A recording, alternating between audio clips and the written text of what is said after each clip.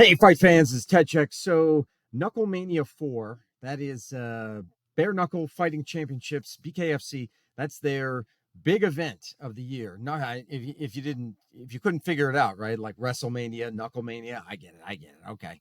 So, KnuckleMania IV, that's in the books. It just happened last weekend.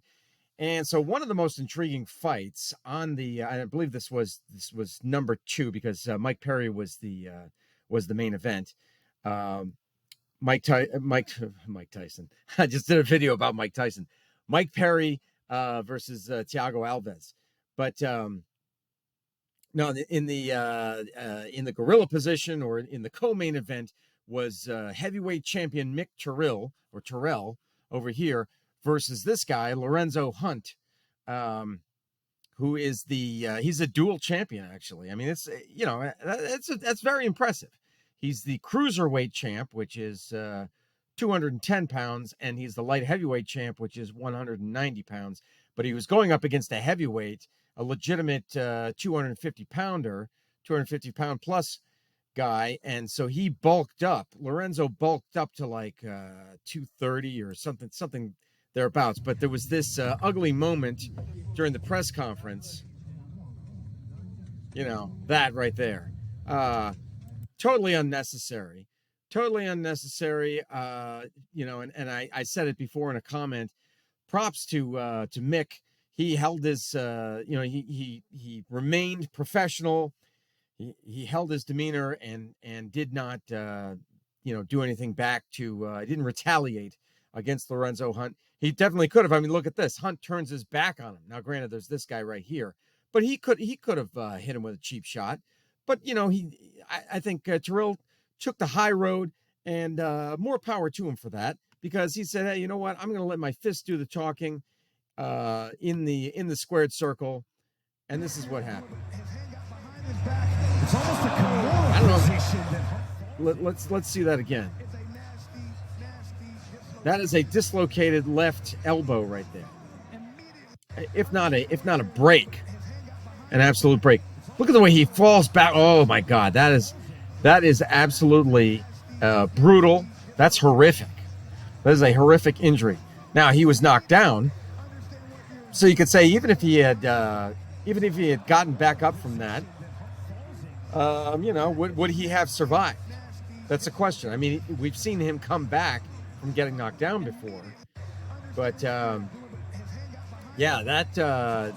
it looked like Terrill was on a roll there, and probably would have finished the fight had Lorenzo Hunt not suffered that injury. But that is brutal one. And Mick Terrill, to his credit, he said, "Hey, look, we can run it back. You get yourself all healed up, and let's run it back again." I.e., the same thing will happen to you. Not necessarily a broken or dislocated arm, but that Terrill is gonna beat him when they run it back again. And I, for one, would like to see that match. It kind of sucks when fights end like this with a gruesome, unexpected, kind of freak injury. That always kind of sucks because you're like, oh, what would have happened? What could have been? But hopefully we will find that out. It might take him a while, but let him get rehabbed. Maybe Terrill has another title defense in the meantime, and then Hunt can try it back again. I mean, the other thing is he's got 2 other titles that he needs to really worry about. I don't know. Maybe on the other hand, he should abandon this, trying to be a triple champ and getting greedy, and just stay in the 190 or 210 range. I mean, he really had to bulk himself up to get up to anywhere near what Mick naturally is at 250 pounds. And, this guy bulked up. He usually fights, his heaviest is 210. His heaviest is 210. So he gained about another 25 pounds. That's not easy to get used to. You know what I mean? Like, you can gain it, but then getting used to it, and being able to fight successfully at a higher weight. That's a tough thing. That's a tough call. It's not, not every fighter can do it. But anyway, there you go. I wanted to show you that that Lorenzo Hunt got his just desserts. He got some karma.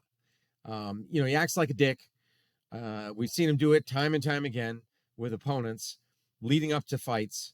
He acts like a dick. It's like, okay, all right, we get it. You're trying to sell the fight, but he goes overboard. He's gonna take an apple and shove it into Joe Riggs's face. Like, come on, dude. One of these days, somebody's gonna pop him, during a press conference or a face-off if he continues to do that. But anyway, I get it. He wants to be the bad guy, but I think he just takes it too far, and here he paid for it. So anyway, let me know your thoughts, and I will talk to you later.